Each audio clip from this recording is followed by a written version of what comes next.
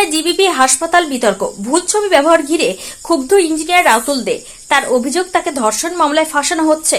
ত্রিপুরার প্রধান রেফারেল হাসপাতাল আগরতলা জিবিপি তথা গোবিন্দ বল্লভ পন্থ হাসপাতালের বায়োমেডিকেল বিভাগের এক গোপন কক্ষে এক যুবতীকে ধর্ষণের অভিযোগ ঘিরে রাজ্য রাজনীতি এবং চিকিৎসা মহলে শোরগোল পড়ে গেছে। এই ঘটনার জল এবার গড়িয়েছে এক নতুন বিতর্কে।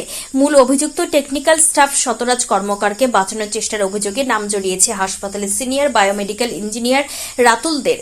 তবে এই অভিযোগ সম্পূর্ণ ভিত্তিহীন এবং উদ্দেশ্য প্রণোদিত বলে দাবি করেছেন ইঞ্জিনিয়ার রাতুল দে। একই সাথে সংবাদ মাধ্যমের একাংশে তার ভুল ছবি ব্যবহার করে খবর পরিবেশন করায় তীব্র চাঞ্চল্য সৃষ্টি হয়েছে। অভিযোগের সূত্রপাত বছর খানেক আগে। আগরতলা নন্দননগরের বাসিন্দা এক যুবতীর দাবি, তার একটি ব্যক্তিগত ভিডিওর সূত্র ধরে তাকে দীর্ঘদিন ধরে ব্ল্যাকমেল করছিল জিবিপি হাসপাতালের বায়োমেডিকেল বিভাগের টেকনিক্যাল স্টাফ শতরাজ কর্মকার। সেই ভিডিও মুছে ফেলার তাগিদে যুবতী শতরাজের চেম্বারে গেলে তাকে হাসপাতালের একটি গোপন কক্ষে নিয়ে গিয়ে জোরপূর্বক ধর্ষণ করা হয়।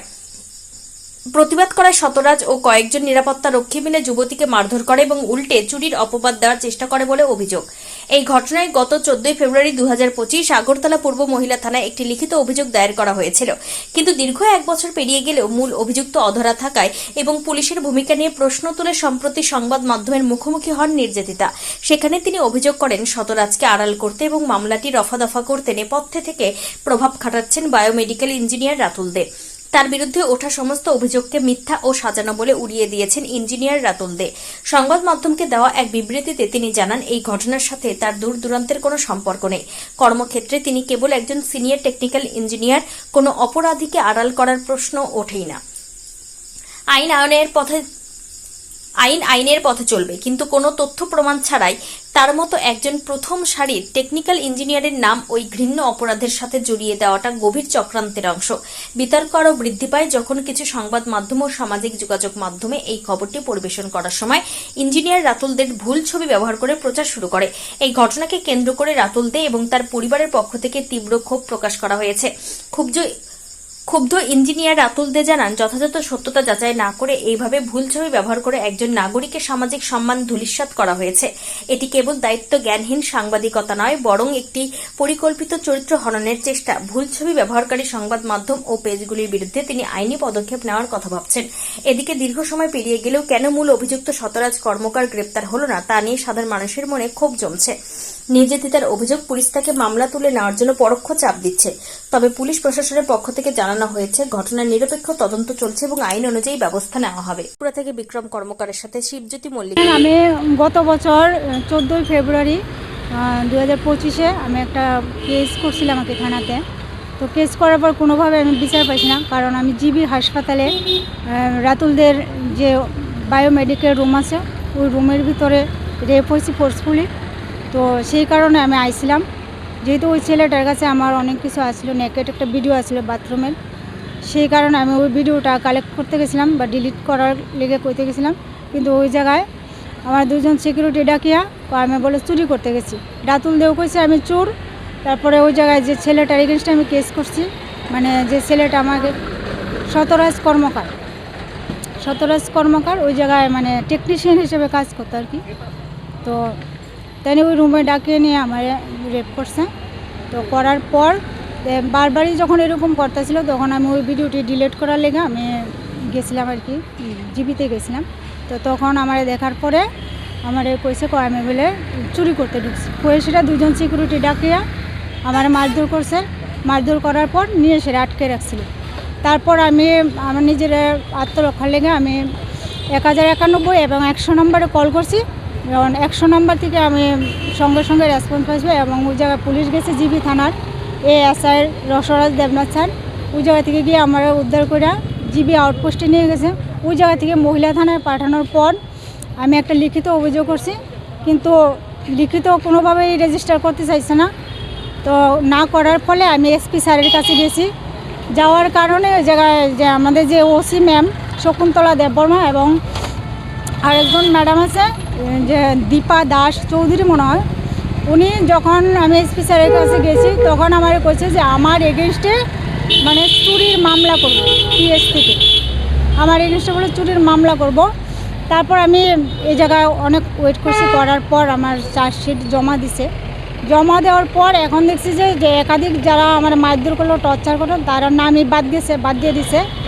এবং আমার মোবাইল একটা ফোর্সফুলি 14 তারিখ যেদিন আমি কমপ্লেন করছি ওই দিন আটকে রাখছি এভিডেন্স দেখানোর পরে। তো এখন অবধি আমার মোবাইলটা দিছে না। কতদিন হয়েছে ঘটনাটা? তো 1 বছর 1.5 বছর হইতেছে।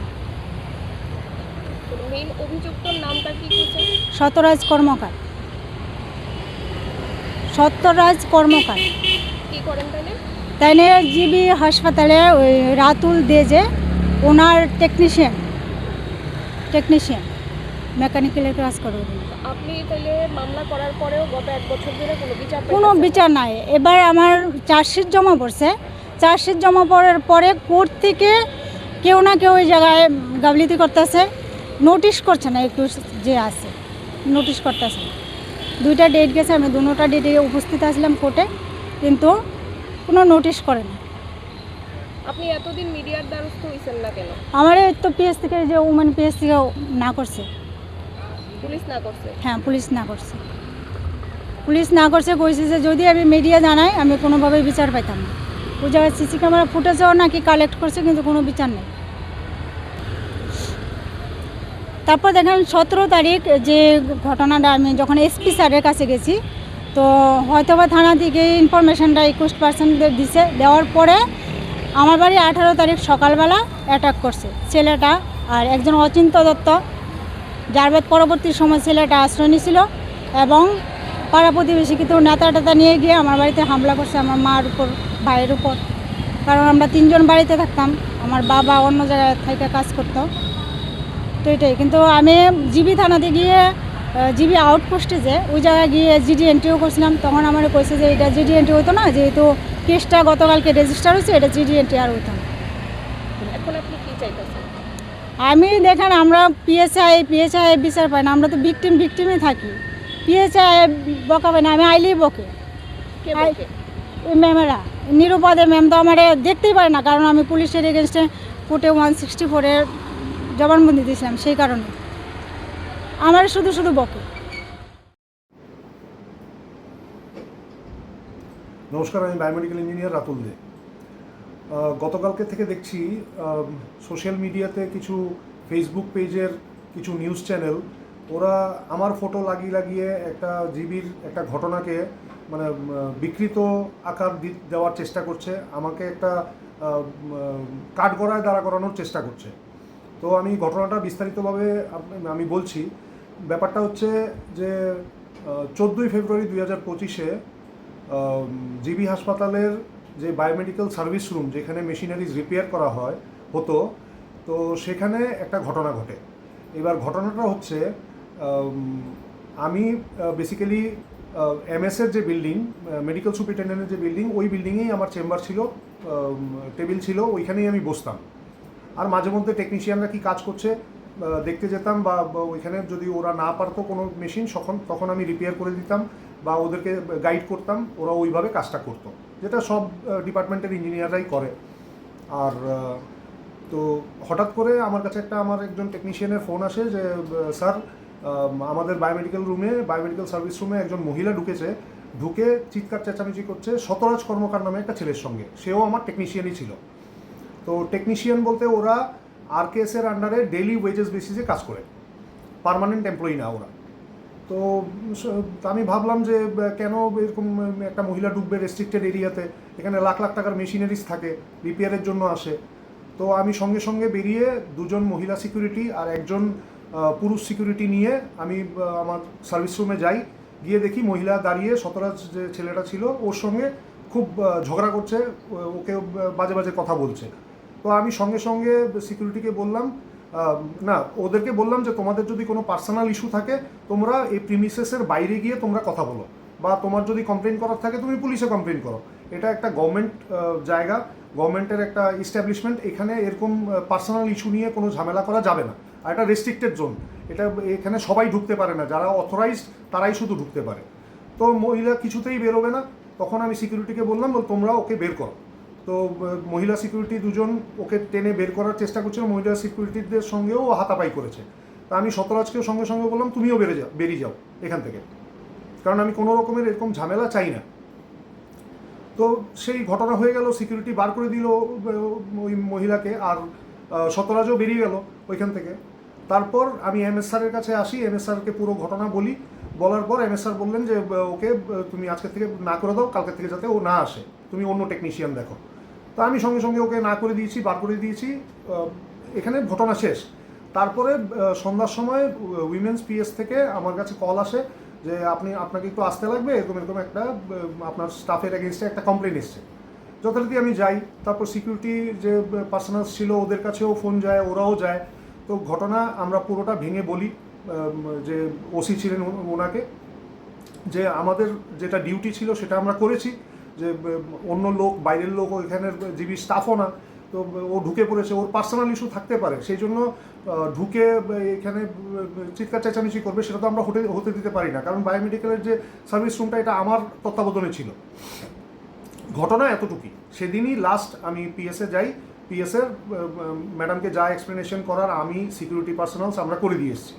হঠাৎ করে কালকে ওই মহিলা কোনো নিউজ চ্যানেলকে বাইট দিচ্ছে, ওই ছেলের নামই বলছে, সঙ্গে বলছে যে আমি নাকি সিকিউরিটি দিয়ে মেরে তারপরে ওকে চোর অপবাদ দিয়ে বার করেছি। তা আমার যেটা ডিউটি ছিল যে একটা বাইরের লোক, অচেনা লোক আমার রেস্ট্রিক্টেড জোনে ঢুকে গেছে, ওকে আমাকে ওইখান থেকে সরাতে হবে, আমি সেটা সরিয়েছি। আর সেই জিনিসটাকে বেস করে কিছু নিউজ চ্যানেল ওরা নিজেদের মানে পুরো ঘটনাটার মানে যাচাই না করে, সত্যতা যাচাই না করে যা খুশি লিখে বেড়াচ্ছে, মানুষের সামনে আমার যে ইমেজ ওটা নষ্ট করার চেষ্টা করছে। তো আমি ওদের এগেনস্টে ডিফেমেশন কেসও করতে যাচ্ছি কোর্টে। আর আমি বলবো যে সাংবাদিকতা বা জার্নালিজম এটা একটা খুব পিওর আর একটা খুব মানে গুরুত্বপূর্ণ মানে প্রফেশন। সেই প্রফেশনে যদি দায়িত্ববোধ না থাকে, যদি কি বলে এটাকে, যদি ওরা ওদের দায়িত্ব ঠিকভাবে পালন না করে, তাহলে কিন্তু দেশ, রাজ্য সব বরবাদও হয়, বা যে কোনো একটা ব্যক্তির ইমেজ যেটা বানাতে অনেক সময় লাগে, সেটা ইমেজটা নষ্ট হতে বেশিক্ষণ টাইম লাগে না। তো সুতরাং আমি সবার কাছে এটাই বলবো যে আপনারা যারাই এটা দেখছেন, আপনারা দয়া করে হেডলাইন্স ত্রিপুরা নিউজ চ্যানেলটা দেখবেন। আমি প্রণব সরকার, যিনি প্রেস ক্লাবের যিনি প্রেসিডেন্ট, ওনাকে আমি জানিয়েছি, উনি সঙ্গে সঙ্গে এটার পুরো ঘটনা শুনেছেন, দেখেছেন, সব যাচাই করেছেন, তারপরে উনি নিউজ করেছেন। আর রাষ্ট্রীয় সমাচার উনিও ফোন করেছিলেন, নিবেদিতা ম্যাডাম, তো ওনাকেও আমি সব ডিটেলস বলেছি, উনিও নিউজ করেছেন। আপনারা দয়া করে ওই নিউজগুলো দেখবেন, তাহলে জিনিসটা ক্লিয়ার হয়ে যাবে আপনাদের সামনে। আর আমি এখন মোদ্দাকথা চ্যানেলকেও ধন্যবাদ জানাই যে ওনারাও এই উদ্যোগটা নিয়েছেন, যে ওনাদের যে জার্নালিজমের যে সঠিক পদ্ধতি, সেই পদ্ধতিতে যাতে মানুষ জানতে পারে। আর আমি রাজ্যবাসীকে বলবো, আগেও আমি মানুষের জন্যই করেছি, আর এখনও আমি মানুষের জন্যই করছি। আর কেউ যদি